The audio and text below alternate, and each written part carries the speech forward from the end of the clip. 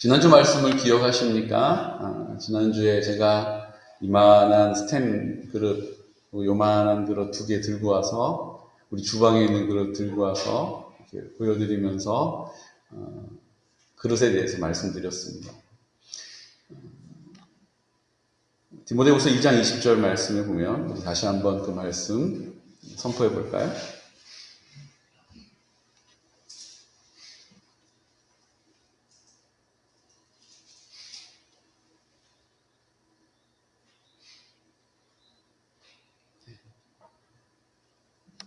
디모데후서 2장 20절 말씀 우리 함께 선포하겠습니다. 큰 집에는 금그릇과 은그릇뿐 아니라 나무그릇과 질그릇도 있어 귀하게 쓰는 것도 있고 천하게 쓰는 것도 있나니. 그 다음 21절이요. 그러므로 누구든지 이런 것에서 자기를 깨끗하게 하면 귀히 쓰는 그릇이 되어 거룩하고 주인의 쓰심에 합당하며 모든 선한 일에 준비함이 되리라. 이 말씀이었습니다. 저에게 질문을 했습니다. 그러면 조그만 그릇은 쓰임받지 못합니까? 이런 질문을 저한테 하셨어요. 그래서 제가 오해하셨구나 싶어서 제가 아프터 서비스 AS 해드리려고 합니다. 성경은 귀하게 쓰는 그릇은 금그릇이 귀한 것이 아니라 어떤 그릇이 귀하다고 그랬어요? 깨끗한 그릇이 귀하다라고 말씀하셨어요. 그러므로 우리는 금그릇 되려고 은그릇 되려고 우리를 드러내려고 하는 것이 아니라 깨끗해지기에 힘써야 한다는 것입니다. 다 이해하셨죠? 그런데 그 다음 문제가 있어요. 우리가 보기에 우리가 작은 그릇도 다 나름의 쓸모가 있어요. 작다고 뭐 보잘것없는 게 아닙니다. 크다고 다 좋은 것도 아닙니다. 근데 우리 스스로가 우리 그릇을 작게 여기는 일이 있다는 거예요. 나는 이래서 못해요. 저래서 못해요. 나 안 돼요.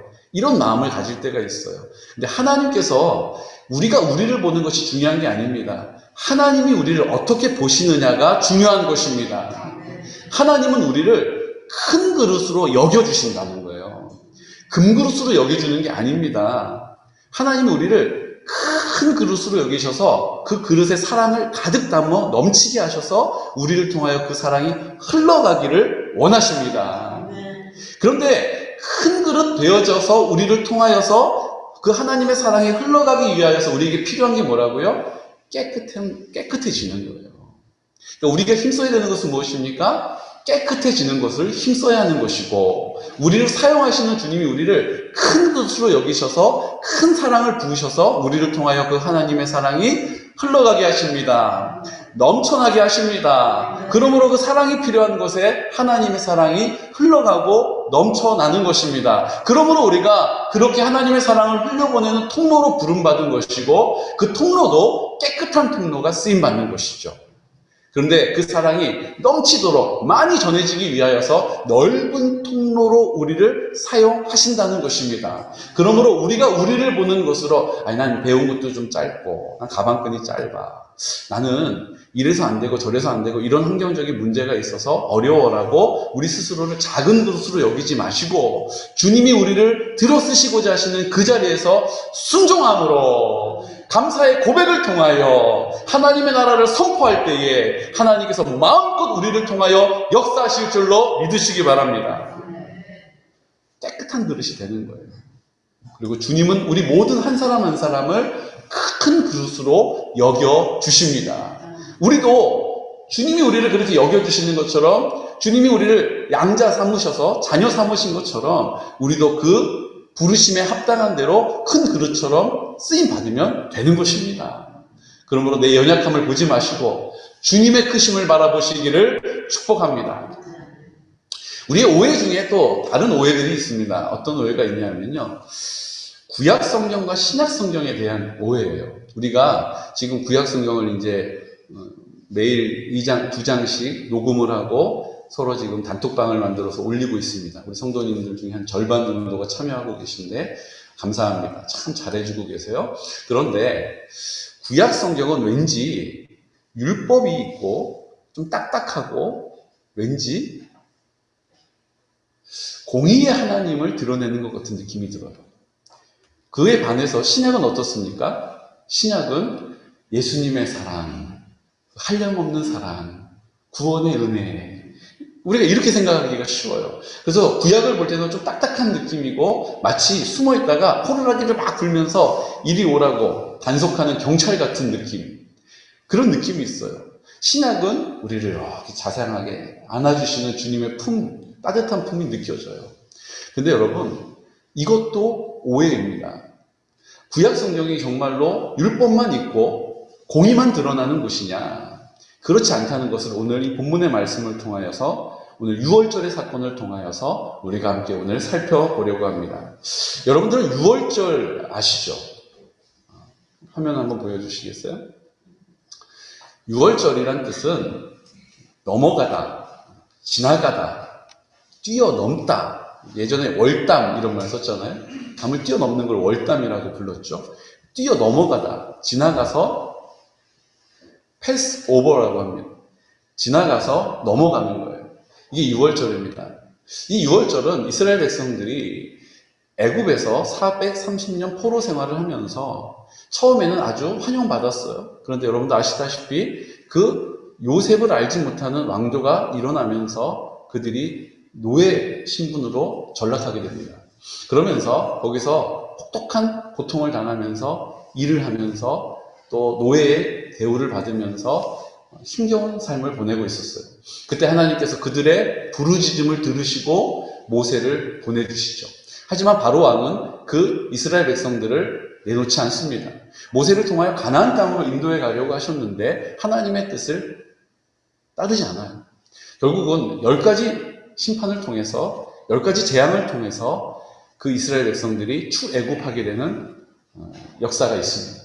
그곳 가운데 10번째 재앙이 있죠. 10번째 재앙이 장자가 다 죽임을 당하는 재앙이고, 그때 어린 양의 피를 문 설주와 임방에 바른 사람은 그 사람이 어떤 삶을 살았든지 관계없이 그 장자가 패스오버, 그 죽음의 사자가 그 집을 지나쳐갔어요. 그 피가 발려져 있지 않은 집은 다 그 장자가 죽임을 당하게 됩니다. 물론 바로의 아들 장자도 죽임을 당해요. 그것 때문에 바로가 이제 모르겠다, 다 가라, 너희들 가고 싶은 대로 가라. 그렇게 해서 이제 출애굽이 된 것입니다. 이것이 바로 하나님께서 이스라엘 백성들을 자신들의 스스로의 힘으로는 그 문제를 해결할 수 없고 구원할 수 없는 상황에서 하나님의 전적인 능력으로 그들을 구원하시는 증거, 그들을 구원하시는 능력을 나타내 주신 것인 줄로 믿습니다. 거기에 어린 양의 피를 발라서 그들을 구원하는 것은 예수님이 이 땅에 오셔서 피 흘려 우리의 모든 죄를 사하시고 우리와 함께 십자가에 죽으시고 이제 부활하셔서 우리의 심령 가운데 함께 사심을 드러내는 상징이죠. 그래서 성경은 그 예수님의 어린 양을 우리에게 소개하고 있습니다. 요한복음 1장 29절 말씀 우리 함께 선포할까요? 예수님이 어린 양이시죠. 함께 선포하겠습니다. 이튿날 요한이 예수께서 자기에게 나아오심을 보고 이르되 보라, 세상 죄를 지고 가는 하나님의 어린 양이로다.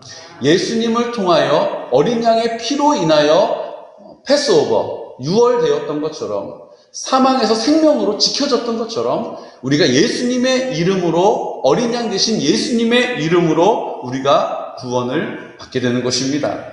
고린도전서 5장 7절 말씀도 똑같이 우리에게 선포하고 있죠. 함께 선포할까요? 너희는 누룩 없는 자인데 새 덩어리가 되기 위하여 묵은 누룩을 내버리라. 우리의 유월절 양 곧 그리스도께서 희생되셨느니라. 아멘. 성경에서는 누룩이 좀 부정적인 의미로 사용되어집니다. 죄의 누룩이에요. 우리 안에 죄의 누룩이 있어요. 여전히 내가 주인으로 살아가고 내 뜻을 위하여 살아가는 누룩이 있는 것입니다. 하지만 그 누룩을 제하기 위하여서 바로 어린 양 되신 예수님께서 우리와 함께 십자가에서 죽어주심으로, 그 그리스도께서 희생되어 주심으로 우리가 이제 생명, 소망, 능력으로 살아갈 자격을 얻게 된 줄로 믿으시기 바랍니다. 그리고 요한복음 14장 6절 그리고 사도행전 4장 12절 말씀에 예수님의 능력이 우리에게 어떤 소망이 되는지를 선포해 주시죠. 함께 선포할까요?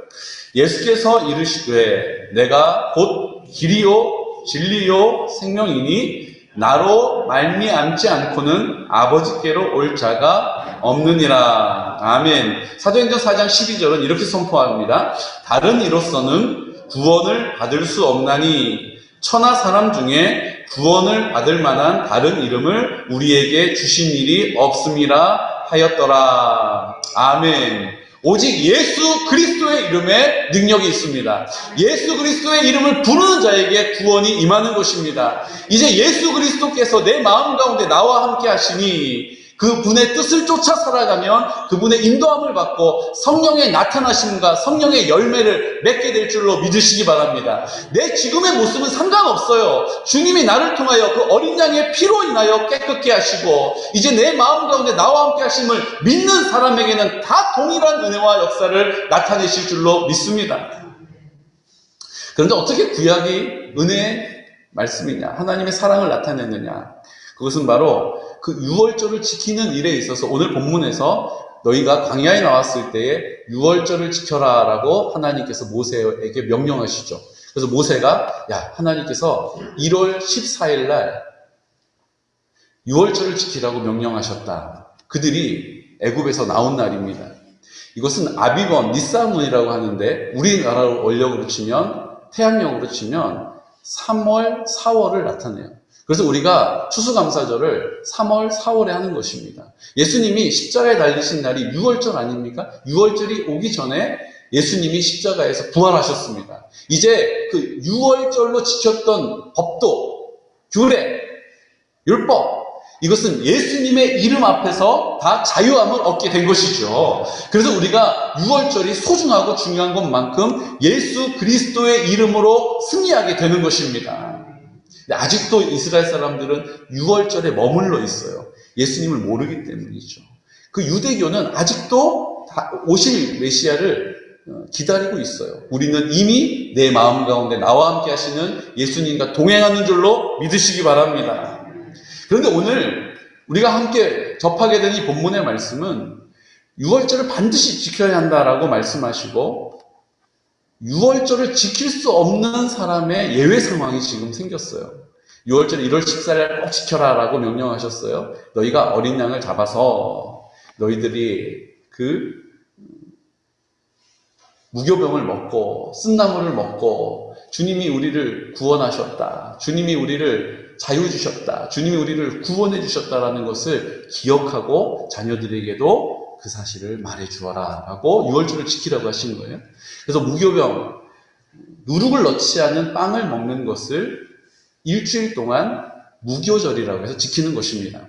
중요한 게 있습니다. 그런데 장사가 나서, 장례가 나서 죽은 시체를 접한 사람은 부정해졌다라고 말씀하셨기 때문에 그 장례가 나서 죽은 사람을 장례 치른 사람은 부정해졌죠. 그러니까 그 사람은 6월절에 참여할 수 있는 자격이 없다는 거예요. 그러니까 내가 하나님께 드릴 수 있는 것을 드릴 수 없다는 사실에 대하여서 모세에게 물어보고 있는 거예요. 아니, 나도 6월절 참여하고 싶은데 내가 6월절 참여할 수 있는 자격을 잃었다. 난 어떻게 하면 좋으냐? 이렇게 모세에게 물어요. 그랬더니 모세가 이렇게 대답합니다. 민수기 9장 8절에 이렇게 대답해요. 함께 선포하겠습니다. 모세가 그들에게 이르되 기다리라. 여호와께서 너희에게 대하여 어떻게 명령하시는지 내가 들으리라. 아멘. 모세가 그 질문에 대해서 나는 장례 치르느라고 내가 부정해져서 6월절을 참여하고 싶지만 참여할 수가 없는데 어떻게 하면 좋습니까? 라고 묻는 그 질문에 대하여서 기다려라. 내가 어떻게 하나님께서 명령하시는지를 듣고 말해주겠다. 이렇게 대답한 거예요. 사랑하는 성도 여러분, 우리의 모든 삶의 자리에서 우리가 어떤 믿음의 삶을 살아야 되는지는 내 삶의 주인이 되셨음을 믿는 믿음의 고백을 통하여 그것이 삶으로 인정되어져야 될 줄로 믿습니다. 이제 내가 죽고 내 생명의 근원이 예수님이 되셨다면 이제 내 안에 생명의 근원이 되신 그분께 우리의 삶을 여쭤보아야 하는 것입니다. 어떻게 살아야 할지, 어떤 것들을 결정해야 될지, 무엇을 위하여 살아야 할지를 주님께 여쭙고 주님의 인도함을 받는 인생이 그리스도인이요, 하나님의 나라의 백성이요, 하나님의 자녀인 줄로 믿습니다. 여러분들이 지금 그런 삶을 살고 계십니까? 그런 삶을 살기 위해서 우리에게 요구하시는 게 있어요. 디모데전서 4장 7절 말씀에 뭐라고 얘기하십니까? 말씀과 기도로 거룩하여진다. 그러니까 말씀과 기도로 거룩하여지는 것 말고는 주님 뜻을 헤아려 알 수 있는 방법이 없는 거예요. 우리가 기도할 수 있는 힘은 어디서 나옵니까? 말씀을 듣고 말씀을 붙잡고 그 말씀을 근거로 기도할 때에 하나님께서 그 말씀이 약속이기 때문에 응답해 주시는 것입니다.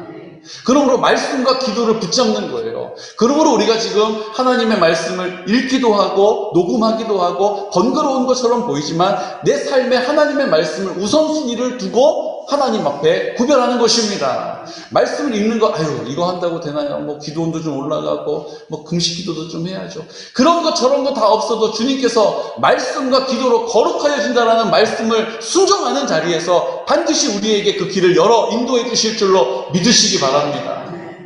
지금 우리가 성경을 읽고 있는 것, 이거 뭐 그냥 저는 읽어도 다 까먹어요.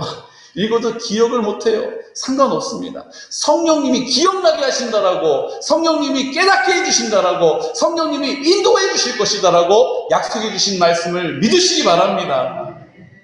우리가 그 말씀이 기억나고 입을 열어서 순종하여서 선포하기 시작할 때, 하나님의 나라를 선포할 때에 내가 무엇이라 말해야 될지 알 수 없을 때 그 기도할 우리의 입술에 말을 담아주시는 분도 성령님이신 줄로 믿으시기 바랍니다. 내가 내 신앙생활 하는 게 아니에요. 주님이 나로 이제 생명의 근원이 되셨기 때문에 내 안에 계신 예수님께서 성령으로 나를 믿음으로 살게 하시는 은혜인 것입니다. 그 은혜를 누리는 것이에요. 나는 믿은 지가 얼마 안 됐으니까 상관없습니다. 주님께 온전히 드리면 내 안에 계시는 성령님께서 온전하게 역사하시는 것입니다.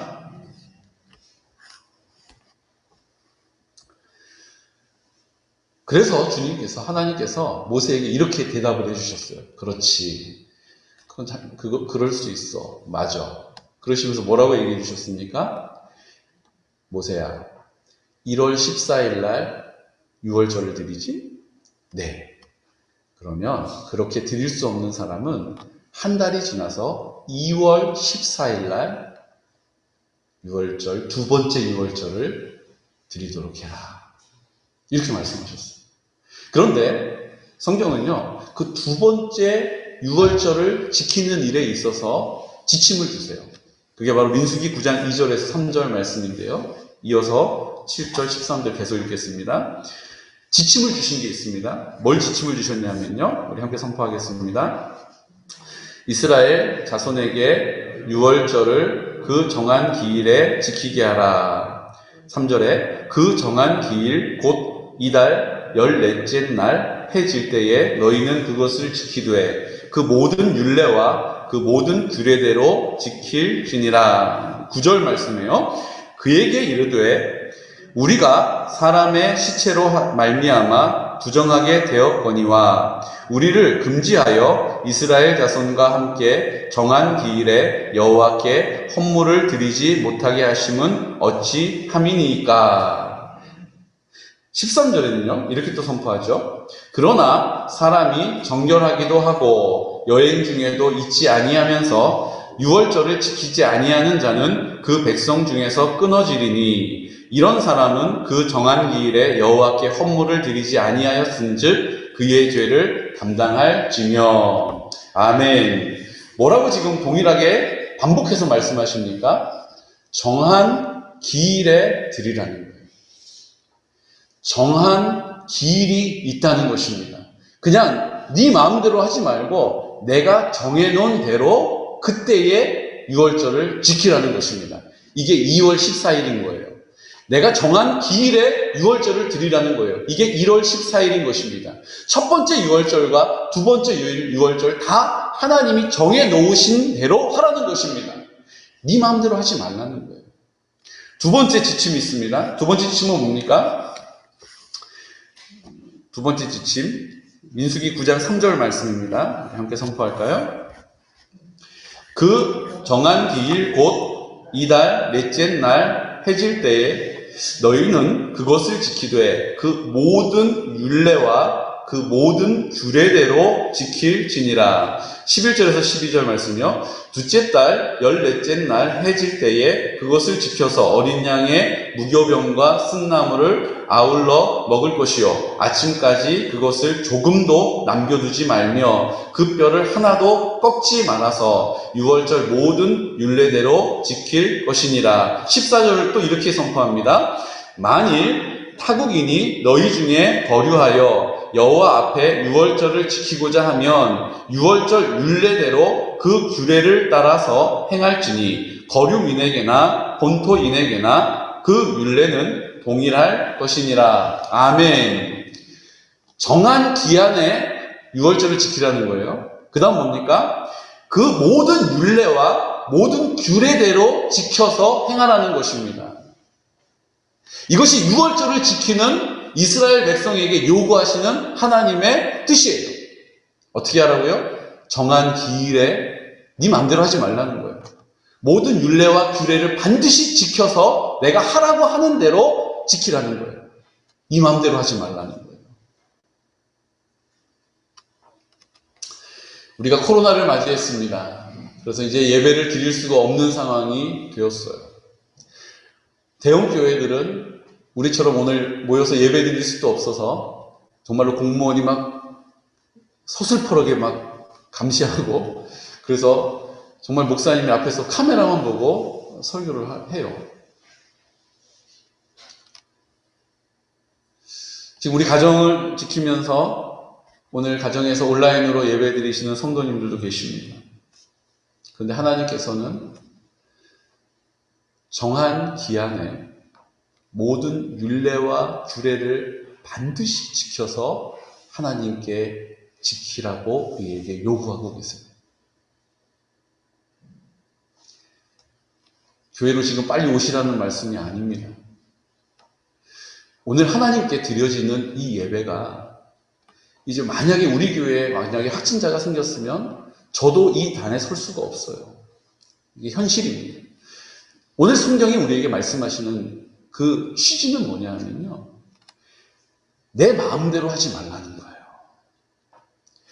하나님께서 그 마음 가운데 전부가 되시도록 예배 드려야 하는 것입니다. 이곳에 함께할 수 없어서 병원에 입원해 계신 분도 계시잖아요. 그분에게 이곳에 오셔야 한다고 말하는 것이 아닙니다. 그 마음이 주님으로 가득 차 있는 상황에서 하나님 앞에 예배를 드려야 한다는 것입니다. 제가 하나 여쭤보고 싶습니다. 지금 가정에서 예배 드리시는 우리 성도님들, 어떤 복장으로 예배 드리고 계십니까? 혹시 아침에 일어나셔서 분주하게 눈곱 막 떼시고 그냥 옷 하나 걸쳐 입고 앉아서 예배를 드리고 계신 분도 계실 겁니다. 아니면 예배 드리러 나오는 것 같이 옷을 차려입고 머리를 매만지고, 그리고 하나님 앞에 원래 우리가 드렸던 율례와 규례를 따라서 예배 드리는 분도 계실 것이라고 저는 생각합니다. 하나님은 어떤 예배를 받으시냐는 거예요. 내 마음대로 하지 않고 그냥 잡은 바지로 그냥 입던 옷을 그냥 입고 하지 않고, 우리가 하나님 앞에 구별된 마음을 가지고 온전함으로 예배드리는 예배를 받으시는 것입니다.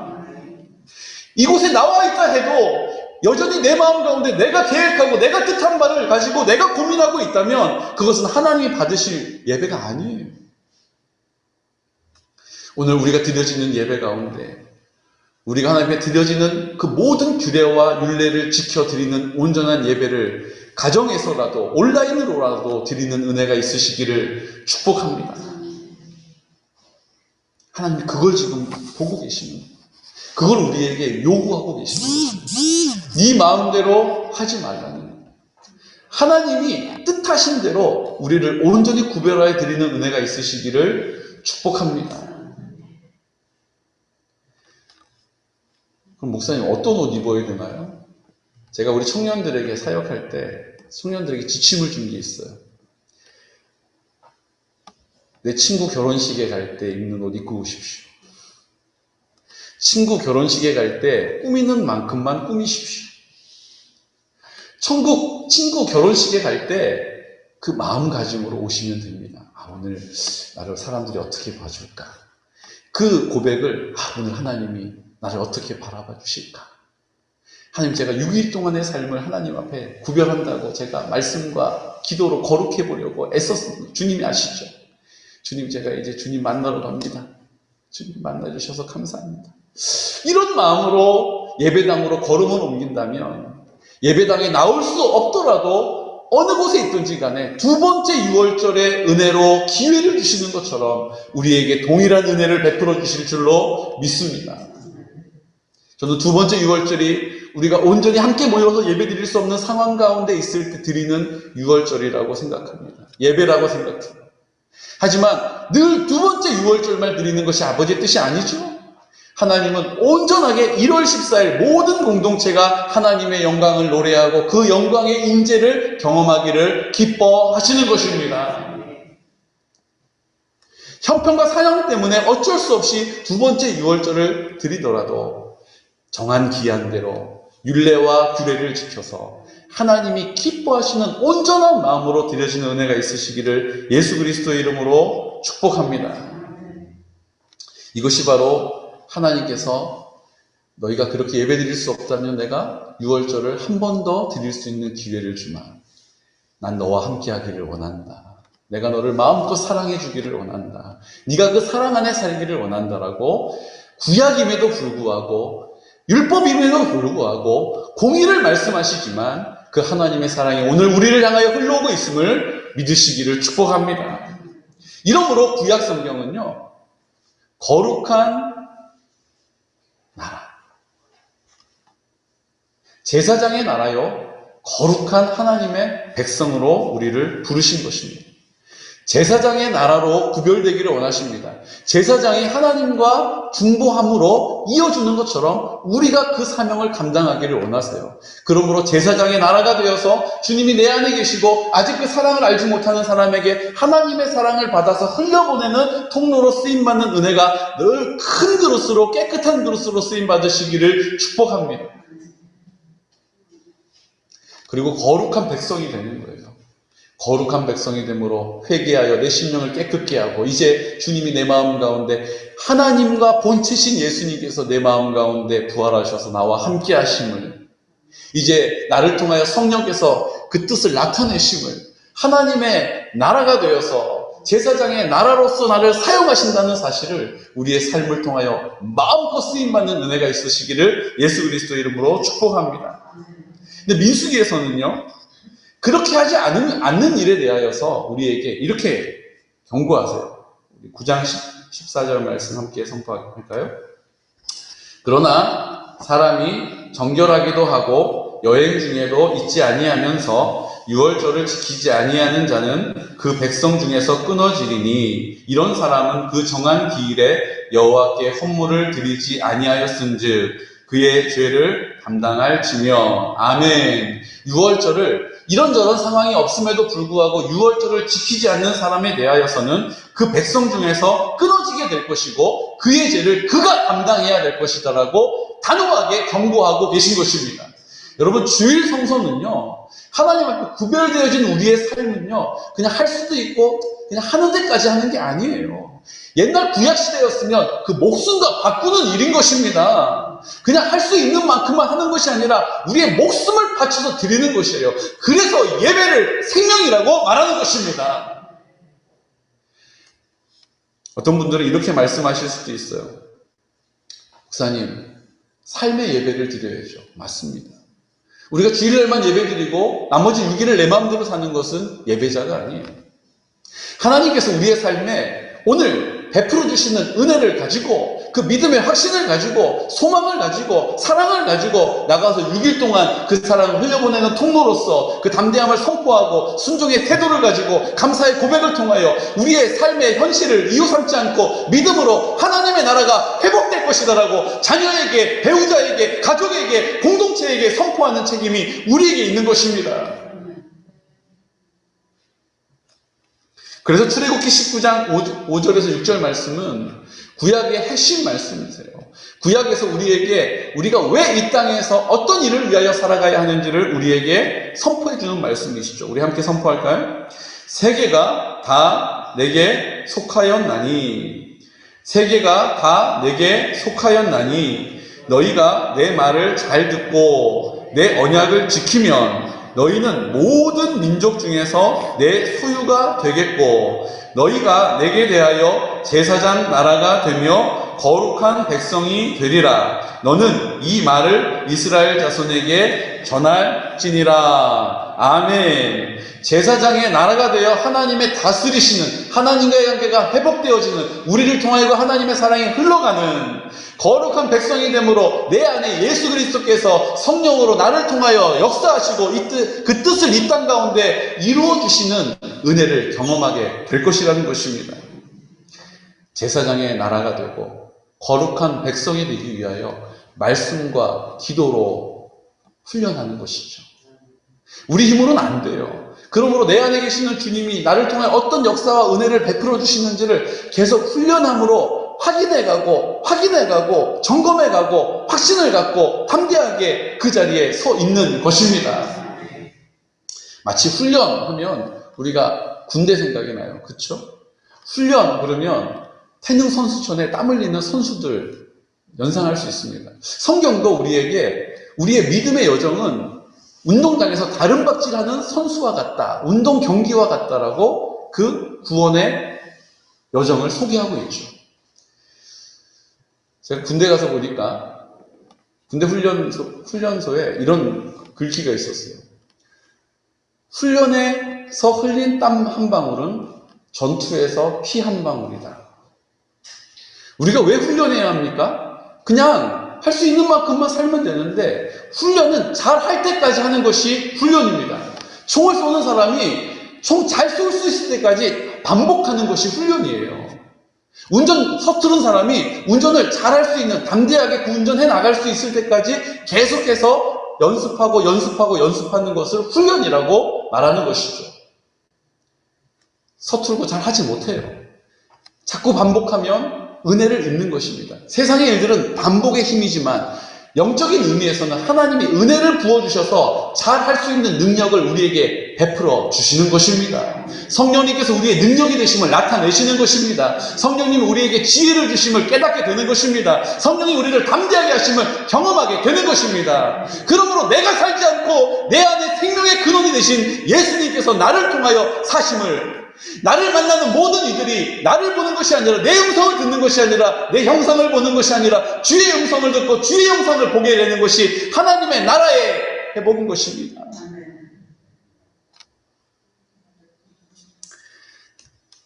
예전에 태능 선수촌에서 훈련하는 장면을 봤는데요.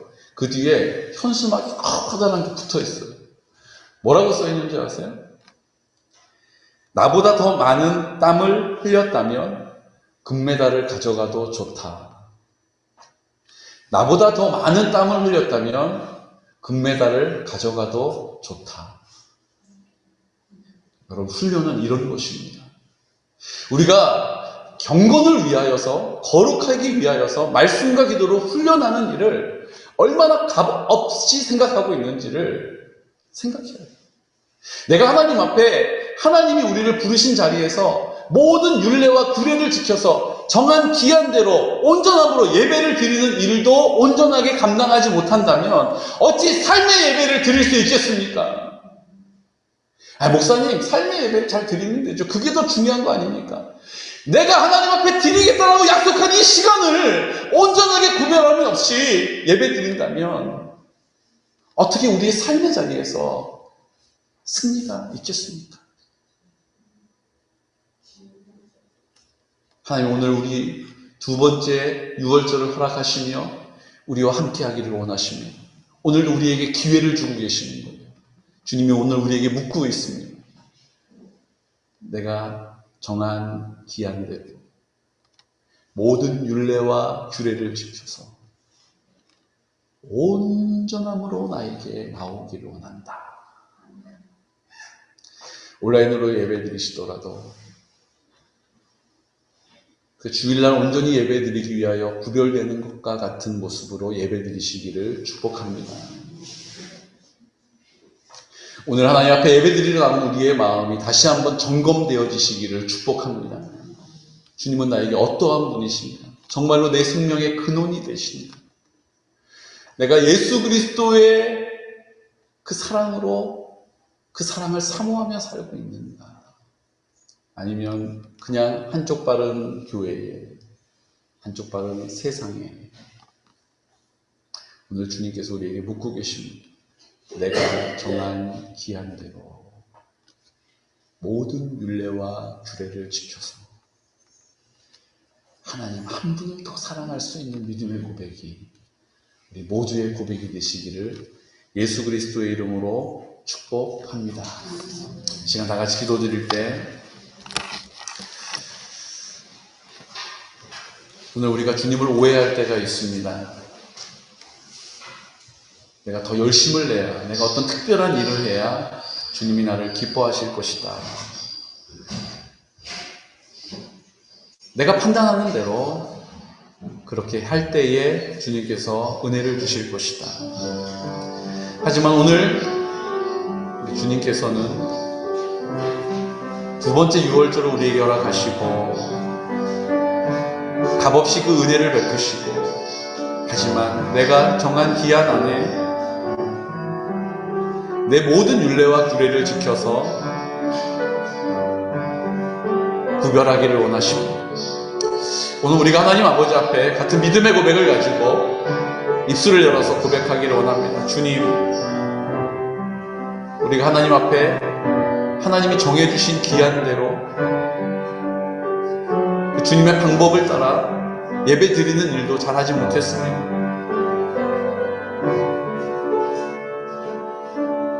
나머지 삶도 우리가 그렇게 허투루 살았습니다. 구약시대였다면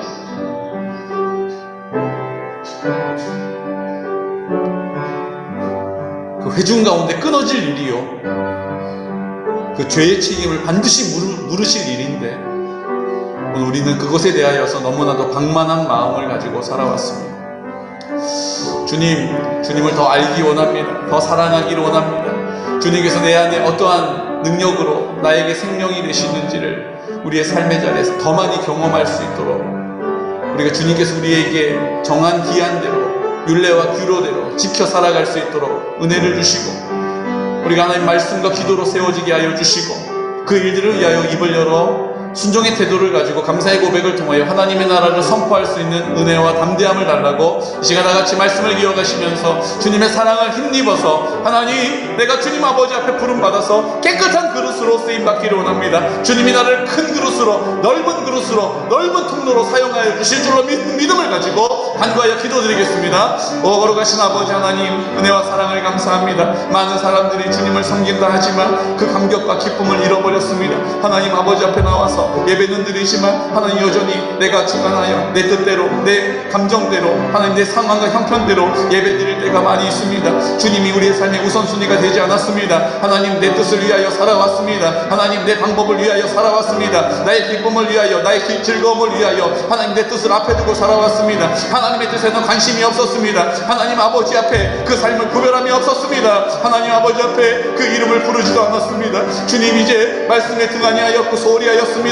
그 말씀을 붙잡고 기도하는 일들도 하나님 나태하였습니다. 이제 하나님 우리를 그럼에도 불구하고 사랑해 주셔서 두 번째 유월절을 우리에게 허락하여 주신 주님 아버지 하나님, 그럼에도 불구하고 우리를 사랑해 주셔서 십자가에 죽으시기까지, 피 흘리시기까지 우리와 함께 그 십자가 지신 예수님, 오늘 이 시간 그 예수님의 이름으로, 그 예수님의 이름을 부를 때에 회복되게 하여 주시옵시고, 하나님 아버지 앞에 율법이 아니라 하나님의 사랑과 은혜로 주님 앞에 나아갈 수 있도록 도와주시옵소서. 하나님 아버지, 이제 지쳐있는 우리의 마음과 형편을 아십니다. 하나님, 무너져 있는 우리의 하나님 공동체가 있습니다. 우리의 가정을 불쌍히 여겨주시고, 우리 교회를 불쌍히 여겨주시고, 우리 구역을 불쌍히 여겨주시고, 이 지역을 불쌍히 여겨주시고, 이 나라와 민족을 불쌍히 여겨주셔서 하나님 아버지께서 우리를 통하여 나타내 주시고자 하시는 하나님 아버지 제사장의 나라여 거룩한 백성으로 살아갈 수 있도록 도와주시고 인도하여 주실 줄로 믿습니다. 주님, 그 기쁨을 노래하게 하여 주시고 그 소망 가운데 살아갈 수 있도록 도와주시옵소서. 하나님 아버지 감사합니다.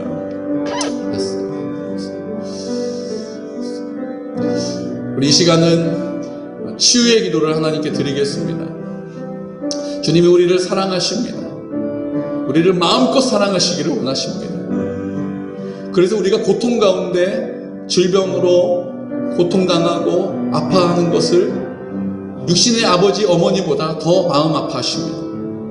이제 우리가 믿음을 가지고 내 마음 가운데 나와 함께 하시는 주님, 그 사랑을 나타내셔서 하나님 병마로 인하여 고난당한, 고통당하는, 신음하는 나를 불쌍히 여겨주시고 하나님의 은혜로 우리의 가슴에 손을 얹어 기도할 때에 주님 성령께서 안수하여 주셔서 우리의 환부를 깨끗게 하시고 우리의 마음을 새롭게 하시고 우울한 마음, 무기력한 마음 가운데 참된 소망으로 하나님의 나라를 꿈꾸며 살아갈 수 있는 믿음의 사람 되게 해달라고 이 시간 나사렛 예수 그리스도의 이름으로 담대하게 선포하여서 자녀의 권세로 입을 열어 간구하겠습니다. 오 거룩하신 아버지 하나님, 은혜와 사랑을 감사합니다. 주님께서 아버지라 부르시면서 하나님이신데 하나님을 아버지라 부르시면서 우리에게도 아버지에게 구하라고 말씀하셨습니다.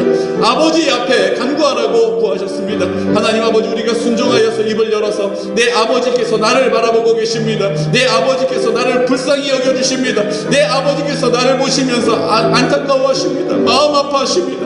하나님 아버지, 그 사실을 오늘 기억하고 나를 위하여 일하고 계시는 주님, 나와 함께 하시는 주님, 나를 통하여 역사하시기를 기뻐하시는 주님, 이제 환부의 손을 얹어 기도하였사오니 이 시간 나사렛 예수 그리스도의 이름으로 모든 병마들은 떠나갈지어다. 하나님, 우리 믿음의 지체들 가운데 역사하셨던 것처럼 오늘 나에게 역사하여 주시옵소서. 하나님, 우리의 무너진 마음이 있습니다. 하나님, 원치 않는 상처와 아픔이 있습니다. 무기력한 마음과 하나님 아버지 우울한 심령이 있습니다. 주님께서 그 모든 것 가운데 빛으로 오시옵소서. 주님께서 그 모든 흑암을 물러쳐 주시옵시고 아버지 영으로 충만케 하여 주시옵소서. 주님 감사합니다.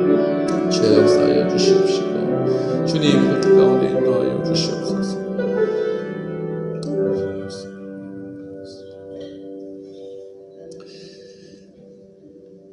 살아계신 아버지 하나님, 오늘 주님을 우리가 오해하였습니다. 무엇인가 특별한 일들로 무엇인가 더 열심을 내어야 하나님이 기뻐하시고 나는 지금 그렇지 못하기 때문에 하나님이 내 기도를 들어주실 이유도 없고 하나님이 나를 관심하실 이유도 없다라고 오해했습니다. 신약과 구약을 오해하여서 구약은 율법이요 공의라고만 생각하였는데 그것 가운데 여전히 하나님의 사랑이 있음을 오늘 보게 하셔서 감사합니다.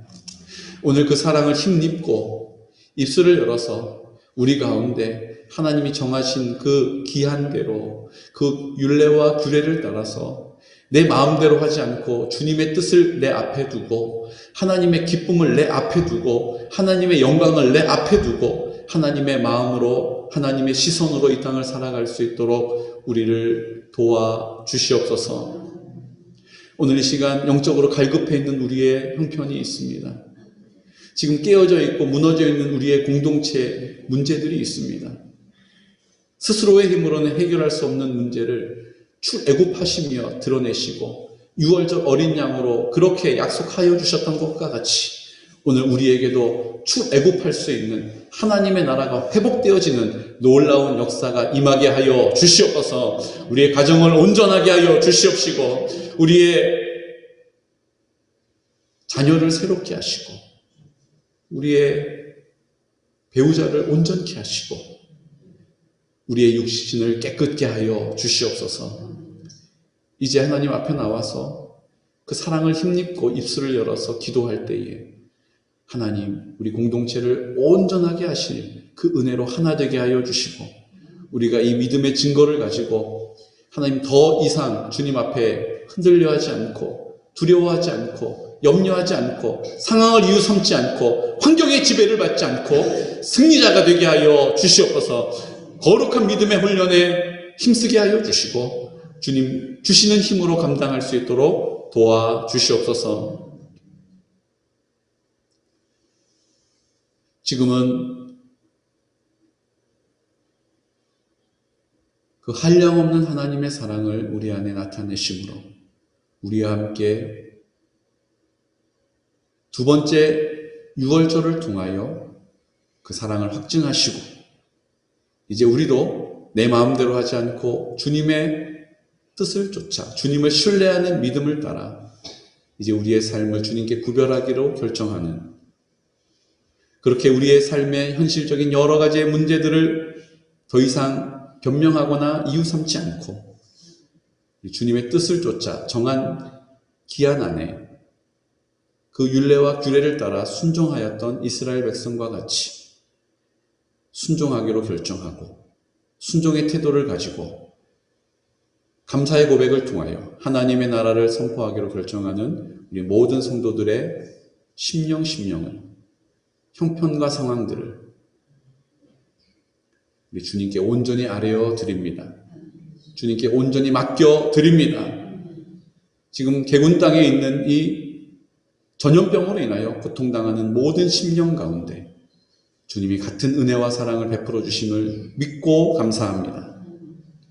지금은 우리와 함께 십자가에서 죽으시고